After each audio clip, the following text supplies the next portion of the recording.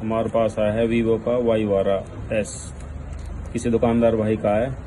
और ये पानी वगैरह वो सेट है, डेड है, देखते हैं।